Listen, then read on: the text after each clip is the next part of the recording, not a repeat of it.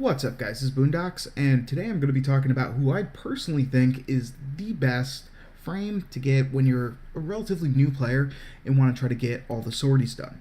Now, this obviously won't be able to cover all of them because you still have things like rescue and spy missions that you pretty much are required to have a stealth frame for, but in general, using Nyx or Nyx Prime, most likely Nyx, will be one of the best go-to choices. And the reason for this is simple. That's because of her newest augment called Assimilate, and this allows you to actually move around while using the Absorb ability. And what makes Absorb so amazing is the fact that when you turn it on, all damage that gets shot at you or your team that passes by this big orb that's now floating around Nyx will be redirected at her. And beyond that, she's actually invulnerable during this time. So what does that mean? That means, let's go down the list of missions. We'll talk about survival. Well, in survival, yeah, sometimes it's more fun to run and gun, but by turning this on, you can stay around your entire team. Your team is safely protected in a moving frost bubble, more or less, that will never pop, and they can constantly shoot out of it and kill all the enemies while being safely protected. And while it is a little bit of slow movement, who really cares, because you and your team cannot die. In defense, with the stupid guy that you now have to protect, you can no longer just set up one frost bubble, set it and forget it. Instead, now you have to protect the stupid little civilian dude. Well, with this ability, wherever he wanders off, you could just follow him. And who really cares, right? Just kind of walk alongside and protect his happy ass. On defense missions, you can just crouch down on top of whatever area you're trying to defend, whatever console it is, and get it done. Sabotage is probably the one place that I would still take a stealth frame instead of bringing Nyx, but again, feel free to bring her if you want. It'll just be slow going. Now, for intercept missions, I would still actually bring Nyx, and there's one reason behind that, and that is her alternate ability. Instead of using Absorb, you're going to be using Chaos. Now this is going to release a giant AoE wave around you, and it's going to make all the enemies get really pissed off at each other and start attacking each other. If you combine this with a Nova, the enemies will pretty much kill they'll just take each other out, no problem.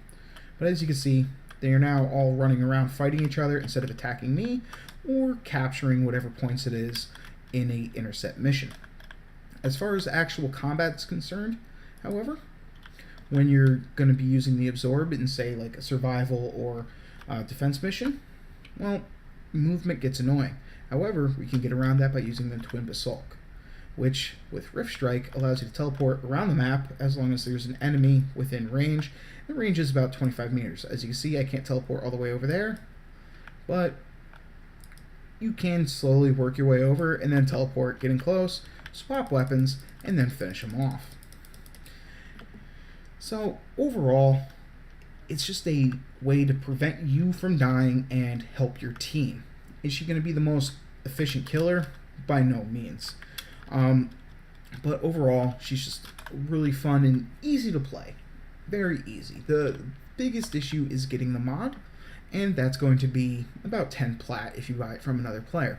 So not that expensive. As far as farming up Nyx, all you have to do is go on forward assassination missions a couple times, and you'll get all of her parts and be able to build it. The forward assassination is one of the invasion missions that pops up, almost constantly. So you can get it pretty easily. As far as the build's concerned, there's a few things that you can do here to change it up. So the things that you're definitely going to want is to have your primed flow along with primed continuity, fleeting expertise, and streamline.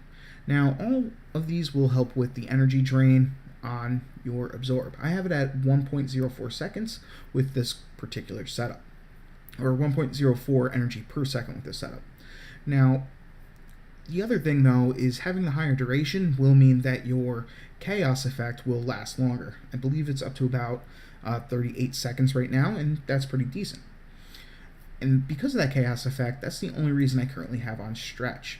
Now feel free to knock off the Stretch and use pretty much anything else, or if you want to use an Exilus adapter, you can then put on Cunning Drift in replacement of the Stretch, and then maybe even bump up your strength a little bit more, so that way the enemy's scaling helps you out. There's a lot of different options as far as that's concerned, as well as maybe even losing vitality since you're not going to be taking any damage. The main things, though, you are going to want to have an overextended in order to get some benefit from this, because you do want your bubble to be big enough to cover different areas. And then, of course, the main focus of this is assimilate. So this is your primary mod, and it will be 10 plat if you can't get it yourself. With that being said, there are other things that you're going to need in order to make it as beneficial as possible. So I've already kind of hinted at the Twin Basilisk and the fact that you will need the Rift Strike mod in order to get around the map by teleporting. That's a channeled attack, so you do need to put away whatever current weapon you have, bring out your melee weapons, channel an attack, teleport over there, and so on. But in all honesty, that's still faster than going through this whole animation, just in order to drop out, run over to another group, and then put the bubble back on. I personally find just swapping over to the Twin Basilisk and charging up an attack to feel more fun and effective. As far as your primary and secondaries are concerned, this is where things get a little bit tricky. So one interesting thing about Nyx is when she's using Absorb, unlike most other channeled abilities, she can still gain the benefits of both Entropy and Blight. So what does that mean? Well, that means if you bust out the Cyanide Simular, the Racta Ballistica, or any of the Cyanide or Racta weapons, you can constantly keep gaining back energy whenever the Syndicate proc goes off. So that's something to definitely think about, and it will keep you topped off on energy, especially in a team fight, because as your teams are killing everything for you, you're going to be gaining the affinity, which in turn will dump back into your weapons and give you your energy back. Now, the Racta Ballistica and the Cyanide Gamma Core can both be achieved at level 6, MR6, so that's still a pretty early get as far as getting a Syndicate weapon and getting that Syndicate proc. Now, Cyanide Simular, unfortunately, is MR12, so it will be a little bit longer. However, one thing you can do instead is to pick up the Supra. Now, the Supra used to be one of the best go-to weapons, and to be all honest, it's still a lot of fun and very powerful. And the reason why you can use this is with Entropy Burst mod. Again, you could buy this from another player for about 10 platinum if you can't get it yourself, and this will give you the Entropy proc on the Supra. And I can't really show that off here in the simulator because, well, you don't gain affinity here, which is what actually is used to fuel your Syndicate procs. But overall, it's kind of hard to really show how powerful she is, but believe me when I say, as long as you don't mind moving a little bit slow from time to time and not being the primary killer on your team, she is excellent, absolutely excellent at team play and generally just surviving through all sorties and protecting your team while doing it. The one final note is for your colorations. Similar to Frost Prime or just Frost in general, whenever you put down the snow globe, you don't want your energy to be an obnoxious color. For instance, personally, I think that having orange would match my particular color scheme really well, and it turns these on so that they're glowing orange. But if we then pop your bubble open, you can see it's kind of put in this whole orange glimmer and glow, and a lot of the times your teammates aren't going to want to stand in it.